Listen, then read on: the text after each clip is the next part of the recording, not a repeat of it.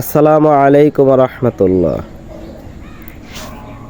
প্রত্যেকটা শুক্রবার জুমার রাত, জুমার দিন খুব দ্রুতই আসছে এবং চলে যাচ্ছে, কিন্তু আমরা কতটা গুরুত্ব দিচ্ছি সেটা হলো সবচেয়ে গুরুত্বপূর্ণ বিষয়।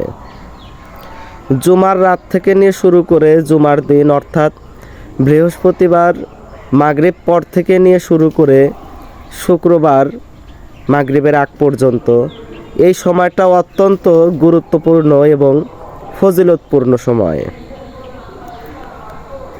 দরুদের ফজিলত এমনিতেই সবসময়ই বেশি, কিন্তু শুক্রবারে আরও বেশি। এই জন্য জুমার রাত এবং জুমার দিন এই সময়গুলোকে আমরা নষ্ট না করি এবং গুরুত্ব দেই। আজকে বৃহস্পতিবার মাগরিব পর থেকে জুমার রাত শুরু হয়ে যাবে। এই সময়গুলোকে আমরা গুরুত্ব দেই এবং আমল করি, বেশি বেশি দরুদ পড়ি এবং গুনাহ থেকে বিরত থাকি। আল্লাহ তাআলা আমাদের সবাইকে তৌফিক দিক। আমিন।